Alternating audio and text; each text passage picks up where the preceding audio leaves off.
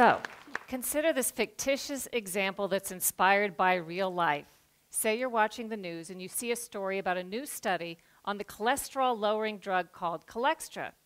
The study says Cholextra is so effective that doctors should consider prescribing it to adults and even children who don't yet have high cholesterol.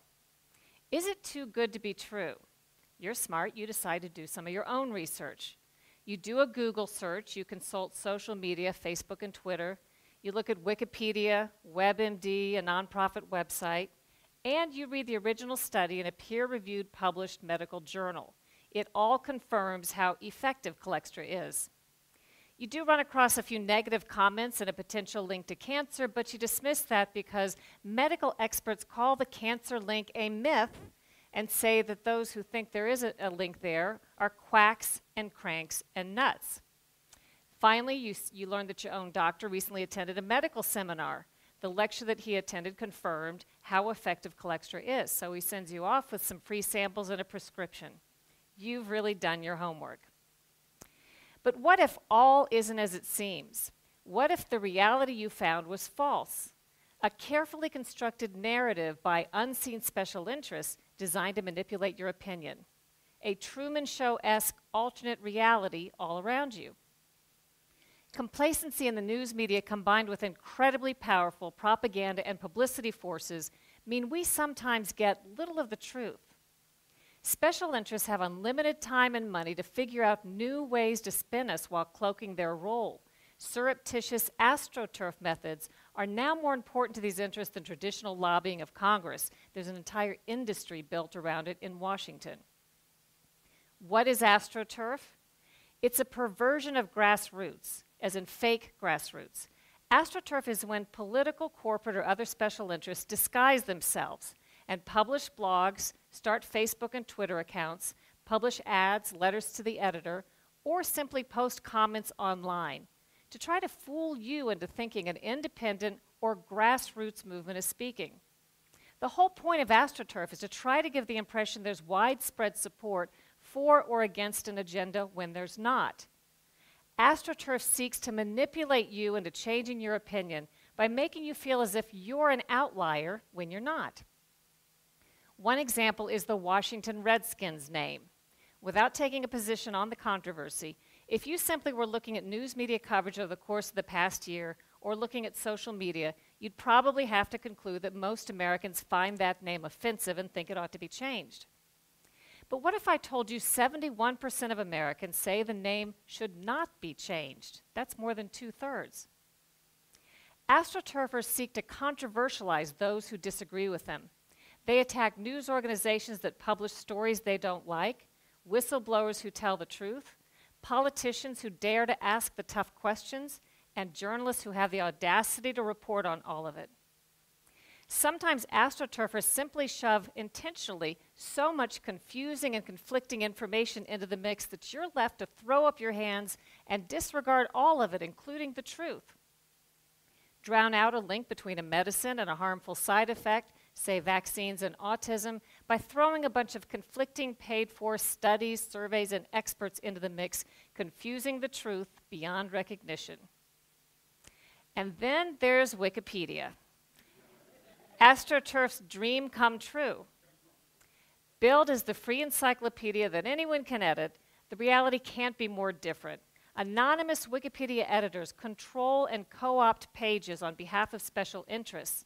They forbid and reverse edits that go against their agenda. They skew and delete information in blatant violation of Wikipedia's own established policies with impunity, always superior to the poor schlubs who actually believe anyone can edit Wikipedia, only to discover they're barred from correcting even the simplest factual inaccuracies.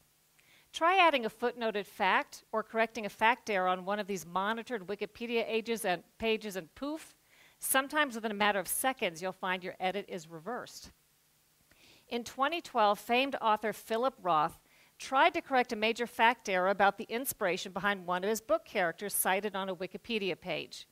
But no matter how hard he tried, Wikipedia's editors wouldn't allow it. They kept reverting the edits back to the false information. When Roth finally reached a person at Wikipedia, which was no easy task, and tried to find out what was going wrong, they told him he simply was not considered a credible source on himself. A few weeks later, there was a huge scandal when Wikipedia officials got caught offering a PR service that skewed and edited information on behalf of paid, publicity-seeking clients in utter opposition to Wikipedia's supposed policies. All of this may be why, when a medical study looked at medical conditions described on Wikipedia pages and compared it to actual peer-reviewed published research, Wikipedia contradicted medical research 90% of the time. You may never fully trust what you read on Wikipedia again, nor should you. Let's now go back to that fictitious Colextra example and all the research you did. It turns out the Facebook and Twitter accounts you found that were so positive were actually written by paid professionals hired by the drug company to promote the drug. The Wikipedia page had been monitored by an agenda editor also paid by the drug company.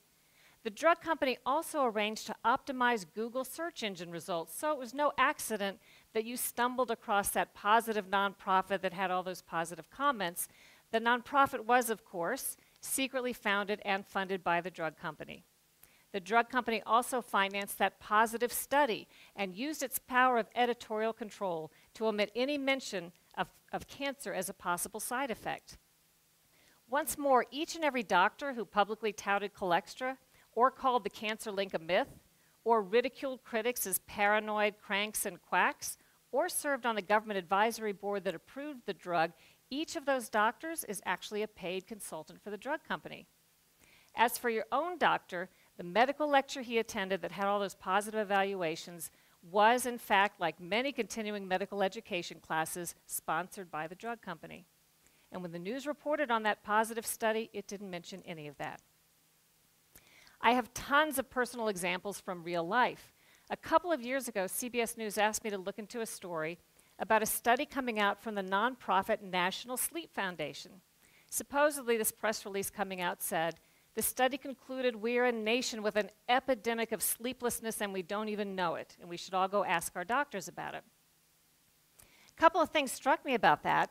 First, I recognized the phrase, ask your doctor, as a catchphrase promoted by the pharmaceutical industry. They know that if they can get your foot through the door of the doctor's office to mention a malady, you're very likely to be prescribed the latest drug that's marketed. Second, I wondered how serious an epidemic of sleeplessness could really be if we don't even know that we have it. Right? It didn't take long for me to do a little research and discover that the National Sleep Foundation nonprofit and the study, which was actually a survey, not a study, were sponsored in part by a new drug that was about to be launched onto the market called Lunesta, a sleeping pill. I reported the study as CBS News asked, but of course I disclosed the sponsorship behind the nonprofit and the survey so that viewers could weigh the information accordingly. All the other news media reported the same survey directly off the press release as written without digging past the superficial. It later became an example written up in the Columbia Journalism Review, which quite accurately reported that only we at CBS News had bothered to do a little bit of research and disclose the conflict of interest behind this widely reported survey. So now you may be thinking, what can I do? I thought I'd done my research. What chance do I have separating fact from fiction, especially if seasoned journalists with years of experience can be so easily fooled?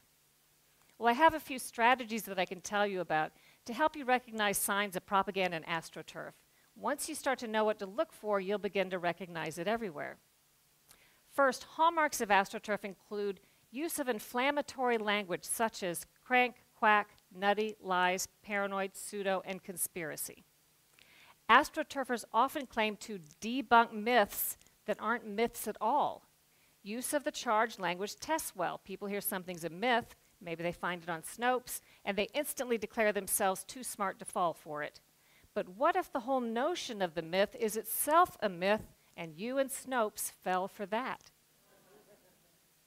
Beware when interests attack an issue by controversializing or attacking the people, personalities, and organizations surrounding it rather than addressing the facts. That could be astroturf. And most of all, astroturfers tend to reserve all of their public skepticism for those exposing wrongdoing rather than the wrongdoers. In other words, instead of questioning authority, they question those who question authority. You might start to see things a little more clearly. It's kind of like taking off your glasses and wiping them and putting them back on and realizing for the first time how foggy they'd been all along.